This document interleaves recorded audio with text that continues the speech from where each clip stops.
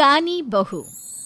किशोरी लाल जी के बेटे राघव की शादी की बात जगह जगह चल रही थी, लेकिन किशोरी लाल जी को कोई लड़की पसंद ही नहीं आती थी। और उसकी एक ही वजह थी, किशोरी लाल जी का लालची होना। उनको लड़की वालों से मोटा दहेज चाहिए था और इसी चक्कर में एक दिन वो एक बहुत पैसे वाले के घर अपने बेटे का रिश्ता लेकर पहुंचे। उस आदमी का नाम था ओम प्रकाश। देखिए किशोरी लाल जी, मेरी एक ही बेटी है और मेरी सारी संपत्ति जायदाद सब कुछ मेरी बेटी नैना का ही है।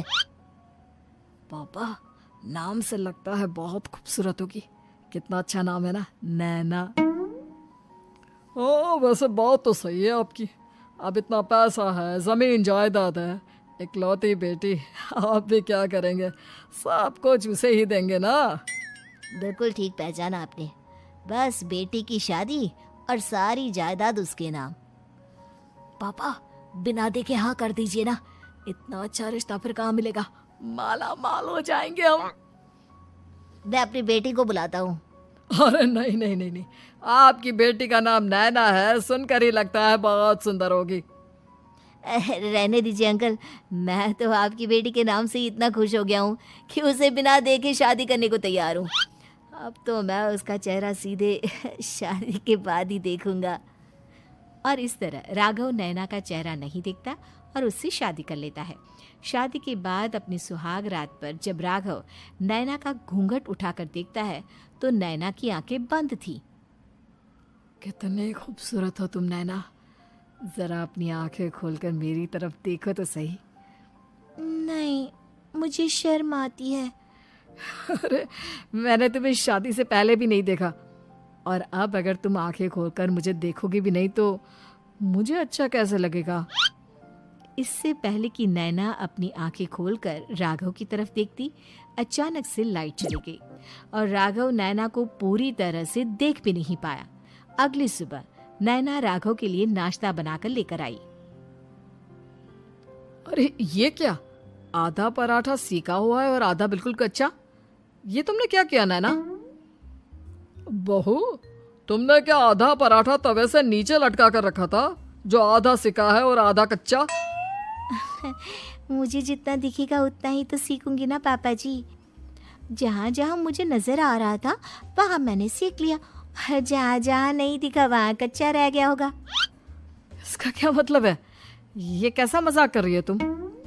अरे बहू, तुमने इतना लंबा घूंघट क्यों लगाया हुआ है? देखो, हमारे घर में बहुओं को बेटी की तरह रखा जाता है, और फिर तुम तो इतना सारा माल लेकर आई हो। देखो, ये घूंघट डालकर रखने की कोई जरूरत नहीं है। हाँ नैना, पापा जी ठीक कह रहे हैं, तुम तो आराम से रहो, अपना ही घर समझो। नैना अचानक से अपना घूंघट उठा लेती है। अरे ये क्या पापा, नैना की तो एक आंख फूटी हुई है। नाम से नैना, लेकिन ये तो कानी बहू निकली। मेरे साथ धोखा हुआ है, धोखा। बिना दिखाए अपनी कानी लड़की मेरे संग ब्याह दी। मुझे कानी बीवी नहीं चाहिए। मुझे अभी ओम प्रकाश जी से बात करनी पड़ेगी। आखिर उन्होंने मेरे साथ ऐसा किया क्यों? अरे, आप लोगों ने ही तो पापा से कहा था कि आप लोग शादी से पहले मुझे देखना नहीं चाहते। अब मेरे पापा पर क्यों इल्जाम लगा रहे हैं? अरे लेकिन उन्हें बताना तो चाहिए था ना कि तुम कानी हो, एक आंख से तुम्हें दिखाई नहीं देता। किशोरी लाल और राघव नाराज होकर ओम प्रकाश को अपने घर बुलाते हैं। पापा जी, ये आपने क्या किया? शादी से पहले बताया क्यों नहीं कि नैना की आंखों में परेशानी है? अरे, आप ही ने तो लड़की देखने से मना कर दिया था। और लेकिन आप बता तो सकते थे। आपको तो हमारी बेटी की प्रॉपर्टी चाहिए थी, वो भी पूरी की पूरी। अब क्या हुआ अगर उसे आधा दिखाई देता है? प्रॉपर्टी तो आपको पूरी मिल गई ना। अरे ये क्या बात हुई? मेरी शादी प्रॉपर्टी से नहीं, आपकी बेटी से हुई है। अब ये तो पहले सोचना चाहिए था, तब तो मेरी प्रॉपर्टी देखकर तुम्हारी जुबान लप लपा रही थी। लेकिन मैं कानी लड़की को अपनी बीवी बनाकर नहीं रख सकता। पापा, कुछ करिए ना आप।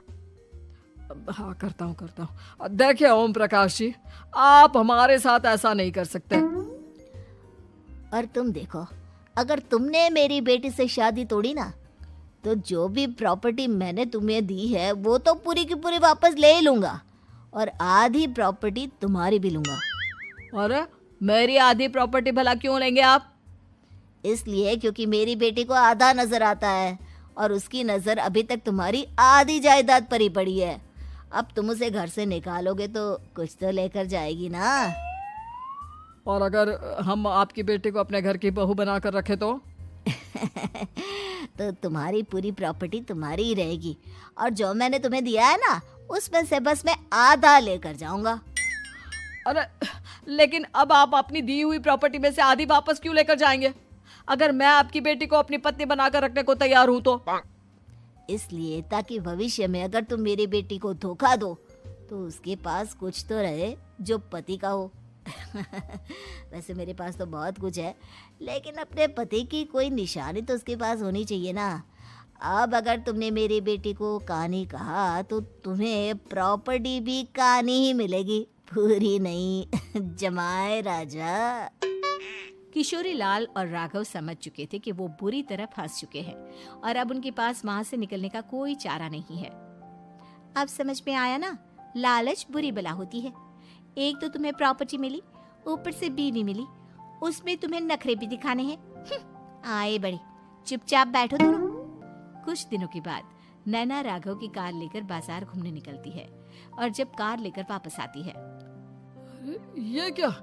एक तरफ से मेरी गाड़ी पूरी खराब हो चुकी है। लगता है तुमने मेरी गाड़ी को किसी दूसरी गाड़ी के साथ एक्सीडेंट किया है। अरे अरे कितना बड़ा नुकसान कर दिया तुमने बहू। वो क्या है ना पापा जी, मुझे एक आंख से दिखाई नहीं दे रहा था, सामने से गाड़ी आ रही थी। मुझे तो सिर्फ आधा ही दिखाई दिया और वो गाड़ी मेरी कार से रगड़ते हुए निकल गई। अब मैं क्या करूं बताओ? आप इसे ठीक कराने के पैसे कौन देगा? तुम्हारे पापा।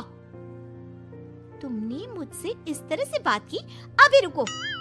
नैना राघव की शिकायत ओम प्रकाश को कर देती है। देखो राघव, अब जो मेरी आधी प्रॉपर्टी तुम्हारे पास थी ना, उसमें से आधी और मैं लेकर जाऊंगा, क्योंकि तुमने मेरी बेटी को डांटा। अरे नहीं नहीं पापा जी, गलती हो गई, माफ कर दो। गलती की तो कोई गुंजाइश ही नहीं। अगली बार मेरी बेटी को डांटा तो बची हुई आधी में से आधी और ले जाऊंगा। लालच के चक्कर में हम दोनों ने बहुत बड़ी गलती कर दी बेटा। एक तो तुम्हें कानी बहू मिली और ऊपर से जो माल मिला वो भी काना।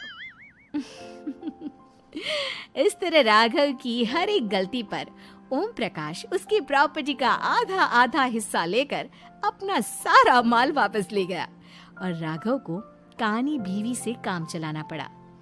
भाई लालच वाकई में बुरी बला है।